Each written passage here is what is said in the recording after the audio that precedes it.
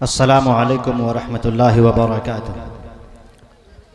الحمد للہ الذی لا تراہ العیون ولا تخالطہ الظنون ولا یصفہ الواصفون ولا تغیرہ الحوادث ولا یخشى الدوائر، یعلم مثاقیل الجبال ومکائل البحار وعدد قطر الامطار وعدد ورق الاشجار، یعلم مثاقیل الجبال۔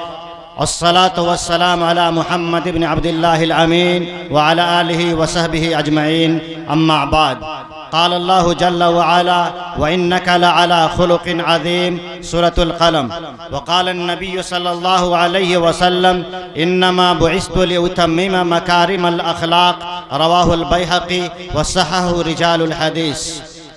حسان بن ثابت نے کہا: وَأَحْسَنُ مِنْكَ لَمْ تَرَ قَطُّ عَيْنِي وَأَحْسَنُ مِنْكَ لَمْ تَرَ قَطُّ عَيْنِي وَأَجْمَلُ مِنْكَ لَمْ تَلِدِ النِّسَاءُ، خُلِقْتَ مُبَرَّأً مِنْ كُلِّ عَيْبٍ كَأَنَّكَ قَدْ خُلِقْتَ كَمَا تَشَاءُ۔ شیخ سعدی شیرازی نے کہا: بلغ العلا بکمالہ کشف الدجا بجمالہ حسنت جمیع خصالہ صلو علیہ وآلہ۔ شاہ عبدالعزیز دہلوی رحمۃ اللہ علیہ نے کہا: یا صاحب الجمال و یا سید البشر من وجهك المنیر لقد نور القمر لا يمكن الثناء كما كان حقه۔ بعد از خدا بزرگ تو ایک قصہ مختصر۔ ایک فارسی شاعر نے کہا: حسن یوسف دم عیسیٰ ید بیضا داری، حسن یوسف دم عیسیٰ ید بیضا داری، آنچے خوبا ہمہ دارن تو تنہا داری۔ تو شاعر مشرق ڈاکٹر علامہ اقبال نے کہا کہ محمد سے وفا تو نے تو ہم تیرے ہیں، کہ محمد سے وفا تو نے تو ہم تیرے ہیں، یہ جہاں چیز ہے کیا لوح و قلم تیرے ہیں۔ اسٹیج پر تشریف فرما علماء کرام، سامعین اعظام، شمشی کے دانشوران کرام اور سیاسی حضرات، عزیز طلبہ، آج آپ کے پروگرام کو نہایت ہی دلجمعی کے ساتھ میں سن رہا تھا۔ یہ مدرسہ، یہ جامعہ جس کا نام ہی فلاح المسلمین ہے، میرے دوستو، حقیقت یہ ہے کہ ہماری اور آپ کی فلاح اور کامیابی، صلاح اور خیر خواہی مسلمانوں کی ہی نہیں بلکہ پورے دنیا انسانیت کی کامیابی اگر کسی چیز میں ہے تو وہ انہی چیزوں میں ہے جس کا گن مغرب کے بعد سے لے کے ہمارے اس مدرسے کے طلبہ، ہمارے اس مدرسے کے جامعہ کے اساتذہ اور آپ کے سامنے علماء کرام بیان فرما رہے تھے کہ اگر اے دنیا والو، اگر تم چاہتے ہو کہ کامیاب ہو، اگر چاہتے ہو کہ اس دنیا میں فلاح و عزت تمہاری قدم بوسی کرے، تو تمہارے لیے اولین شرط یہ ہے کہ اس محمد عربی صلی اللہ علیہ وسلم کی سیرت، ان کے کریکٹر کو اپنی زندگی میں لاؤ۔ میرے دوستو، آج افسوس کا مقام ہے کہ دنیا والے، وہ قوم جو محمد عربی صلی اللہ علیہ وسلم کو نہیں جانتی، وہ محمد عربی صلی اللہ علیہ وسلم پہ کیچڑ اچھالتی ہے، اس کے ذمہ دار کون ہیں؟ اگر حقیقت اور گہرائی کا مطالعہ کریں تو ہم کو، آپ کو اس کی ذمہ داری لینی پڑے گی۔ کیوں؟ اس لیے کہ اس محمد کے امتی ہونے کا ہم دعویٰ تو کرتے ہیں، عمل تو درکنار، ہم اس سے واقف بھی نہیں کہ میرے نبی کا مقام کیا تھا، میرے نبی کا اعلیٰ و اشرف مقام تھا۔ میرے دوستو، میرے بزرگوں، نبی پاک صلی اللہ علیہ وسلم کے پوری زندگی کی سیرتوں کو چھوڑ کر صرف ان پہلوؤں کو ہم اور آپ اگر اپنی زندگی میں بسا لیں، عملی نمونہ پیش کریں، غیروں کے سامنے اگر اس عملی نمونہ کو پیش کریں، تو یہ حقیقت یہ ہے کہ اسلام کی فطرت میں قدرت نے لچک دی ہے، اتنا ہی ابھرے گا جتنا کہ دباؤ گے۔ جی میرے دوستو، حقیقت یہ ہے کہ نبی پاک صلی اللہ علیہ وسلم وہ اخلاق والے تھے۔ اگر دنیا کے انسان غیر مذہبی ہو کر انصاف کے ساتھ دنیا کا مطالعہ کرے، نبی پاک صلی اللہ علیہ وسلم کی سیرت کا مطالعہ کرے، تو پوری دنیا یہ کہنے پر مجبور ہوگی کہ محمد جیسا نہ کوئی آیا نہ آئے گا۔ اس چیز کی مثال اگر آپ ماضی میں جائیں تو ایک واقعہ آپ کو بتا دوں کہ محمد عربی صلی اللہ علیہ وسلم کے سامنے ایک شخص کو پکڑ کر لایا جاتا ہے، مسجد نبوی میں باندھ دیا جاتا ہے، اور حضور اکرم صلی اللہ علیہ وسلم کو خبر دی جاتی ہے کہ ثمامہ بن اسال کو نجد سے پکڑ کر لایا گیا ہے، آپ تشریف لائیں۔ حضور اکرم صلی اللہ علیہ وسلم مسجد مسجد میں حاضر ہوتے ہیں اور فرماتے ہیں اے تو ماما کیا حال ہے؟ اس کا جواب سنیے گا، ان کی تند مزاحی سنیے گا۔ وہ کہتا ہے پکڑ کر لے آئے ہو، پوچھتے ہو کیا حال ہے؟ نہ آپ کے مجھے کوئی حال سے، نہ آپ کو کوئی کمال سے خبر ہے۔ آپ صلی اللہ علیہ وسلم بڑے ہی پیار سے اخلاق کے ساتھ کہتے ہیں اے تو ماما ذرا مجھے دیکھ تو لو، میری بات سن تو لو۔ بجائے اس کے کہ وہ دیکھتا، بجائے اس کے آپ صلی اللہ علیہ وسلم کی بات کو صحیح سے سنتا اور اس پہ غور کرتا، وہ آ کر کہتا ہے ان تنعم ذا قتل ان تقتل ذا دم۔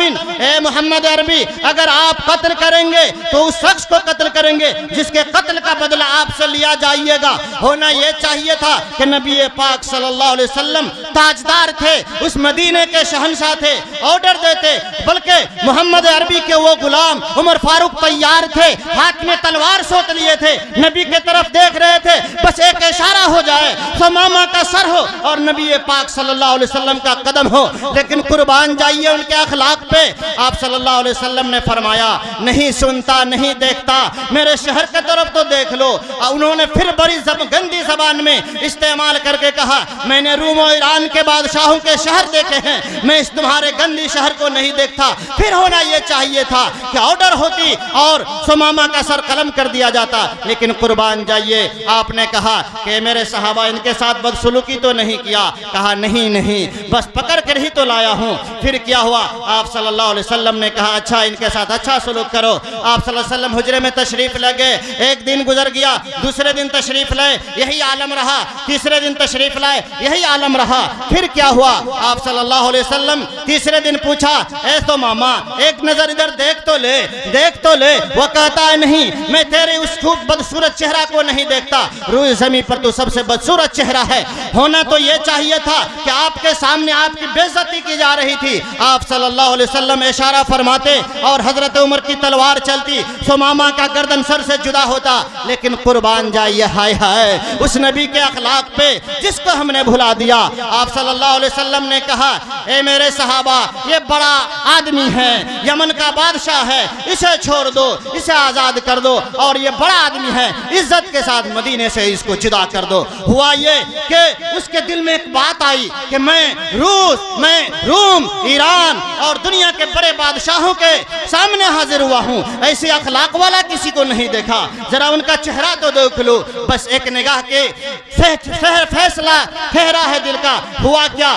آخری وقت میں وہ نبی پاک صلی اللہ علیہ وسلم کے چہرہ کو دیکھتا ہے۔ پھر راوی بتاتے ہیں کہ وہ اس تیزی کے ساتھ بھاگتا ہے کہ آپ اندازہ نہیں کر سکتے۔ راوی بتاتے ہیں کہ وہ بھاگ آگے کی طرف رہا ہے اور دل اس کا پیچھے کی طرف نبی پاک صلی اللہ علیہ وسلم کی طرف ہو رہا ہے۔ پھر کچھ دیر میں وہ آ کر کے آپ صلی اللہ علیہ وسلم کے سامنے حاضر ہوتے ہیں اور آپ صلی اللہ علیہ وسلم جب ان کو دیکھتے ہیں تو تعجب سے پوچھتے ہیں اے تو ماما تم کو تو چھوڑ دیا تھا پھر کیوں واپس آ گئے؟ اب ثمامہ کا جواب سنیے، وہ یہ فرماتے ہیں چھوڑا تو اس وقت تھا جب آپ کا چہرہ مبارک کو دیکھا نہیں تھا، اب چھوڑا تو اس وقت تھا جب آپ کی دیدار نہیں ہوئی تھی، اب تو میں آپ کو دیکھ کر آپ کی زلفوں کا اسیر ہو گیا ہوں۔ قربان جائیے اس نبی کی صورت پہ، اس نبی کی صورت پہ۔ پھر کیا ہوا؟ اسی وقت وہ اسلام قبول کرتا ہے۔ اس طرح کی 20 مثال اپنوں کے ساتھ میں نہیں غیروں کے ساتھ میں نبی پاک صلی اللہ علیہ وسلم کا ہے۔ اس دور کی یہ بات ہے۔ اب اس دور میں آئیے، میں اپنی بات کو ختم کرنے سے پہلے اس دور کے مشہور مستشرق سر ٹوماس آرنلڈ کی کتاب سے آپ کو دی پریچنگ آف اسلام میں وہ لکھتا ہے کہ اے دنیا والوں یہ کان کھول کر سن لو کہ جہاں بھی مسلمانوں کی حکومت رہی ہے انہوں نے غیروں کے ساتھ کبھی ظلم نہیں کیا، بلکہ عدل و مساوات، عفو درگزر، تسامح، کشادہ قلبی، فراخ دلی کی وہ مثال مسلمانوں نے قائم کر کے دی ہے جس کی تاریخ پوری یورپ میں نہیں ملتی۔ جی میرے دوستو، یہ ہے مسلمانوں کے ماننے والوں کے اور اس کے نبی پاک صلی اللہ علیہ وسلم سے محبت کرنے والوں کے اخلاق۔ میرے دوستو، آج ہم کیوں گر رہے ہیں؟ ہم اس لیے گر رہے ہیں کہ ہم نے اس نبی کو پڑھا نہیں، جانا نہیں، ان کے اخلاق کو، ان کے کریکٹر کو اپنی زندگی میں اتارا نہیں۔ میرے دوستو، میں آخری بات کہہ کر کے اسٹیج سے جدا ہونے کی کوشش کروں گا کہ میرے دوستو آج بھی وہ نبی کے چاہنے والے ہیں، ان کے مکھرے سے محبت کرنے والے ہیں، ان کے زلفوں سے محبت کرنے والے ہیں جس کی زلفوں کی قسم میرے رب نے کھائی ہے، جن کے چہرے کی قسم میرے رب نے کھائی ہے، جس کی تعریف میرے رب نے کی ہے۔ جی میرے دوستو، آج ہماری بدصورتی بدعمالی کی وجہ سے یہ حال ہے۔ ایک وہ دور بھی اس وقت بھی ہے کہ میرے دوستو اس شہر مقدس کو کون نہیں جانتا، قبلہ اولا کو کون نہیں جانتا کہ ایک طرف دشمن اپنی طاقت کے بل پہ بل بلاتے پھر رہا ہے، دمدماتے پھر رہا ہے، دنیا کے قانون کو توڑتے پھر رہا ہے، نہ وہ شہریوں کو چھوڑ رہا ہے، نہ وہ بچوں کو چھوڑ رہا ہے، نہ بوڑھوں کو چھوڑ رہا ہے، نہ جنگ کرنے والوں اور نہ کرنے والوں میں فرق کر رہا ہے۔